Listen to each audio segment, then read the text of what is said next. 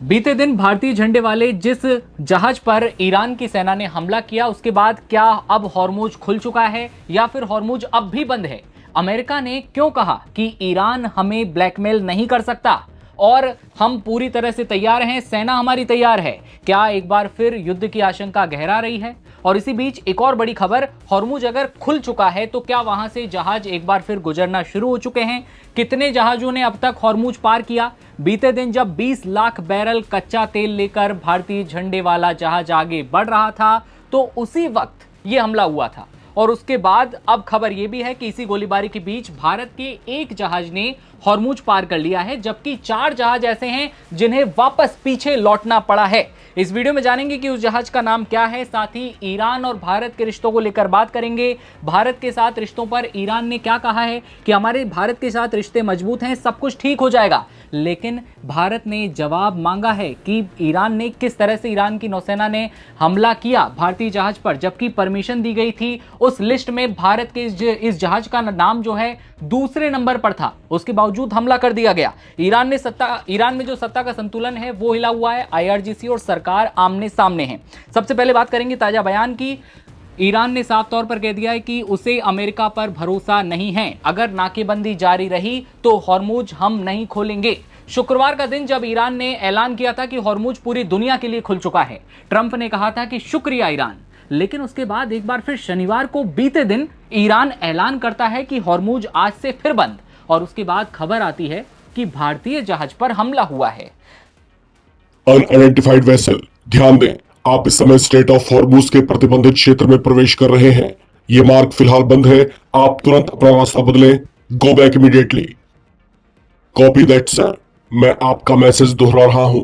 State of Hormuz अभी बंद है और हमें तुरंत वापस लौटना है। Over. Yes, correct. Do not proceed further. Change your course immediately and return to your port. हालांकि इस हमले में किसी भी क्रू मेंबर को कोई चोटें नहीं आई। हड़कंप मच जाता है। भारत में ईरानी राजदूत को तलब कर दिया जाता है और उसके खिलाफ एक्शन लिया जाता है कि भाई साहब हमला कैसे हुआ, जब भारत के लिए ईरान हमेशा कहता है कि आपके जहाज यहां से आजादी से आगे बढ़ सकते हैं।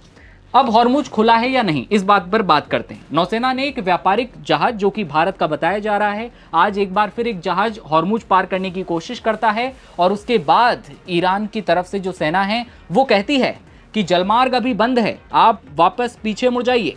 अयातुल्ला के आदेश के बाद ही अब ये हॉर्मुज जो है खोला जाएगा। ईरान के विदेश मंत्री सैयद अब्बास अराक्ची जो पहले कह चुके थे कि हॉर्मुज खुला हुआ है, आईआरजीसी सामने आती है और आईआरजीसी साफ तौर पर हॉर्मुज को बंद करने की बात कहती है। लेकिन क्या ईरान में सब कुछ इन दिनों ठीक नहीं है? आईआरजीसी वर्सेस सरकार, ये दोनों आमने सामने हैं और बात यह है कि इन दोनों में अब ठन गई है। सत्ता पर कंट्रोल की बात जो है सामने आ रही है। ईरान के विदेश मंत्री सैयद अब्बास अराक्ची की कूटनीतिक लाइन के खिलाफ सेना की सीधी चुनौती थी। बताया यह जा रहा है कि ईरान के अंदर इस वक्त सत्ता का संतुलन पूरी तरह बिगड़ चुका है। लेकिन क्या आईआरजीसी सत्ता पर काबिज होना चाहती है? क्योंकि अब्बास अराक्ची एक तरफ नरम रुख को अपना रहे हैं और दूसरी तरफ सेना, आईआरजीसी साफ तौर पर कड़ा रुख अपनाए हुए है। उसका कहना है कि भाई हम हॉर्मुज नहीं खोलेंगे, ना ही किसी तरह का समझौता करेंगे।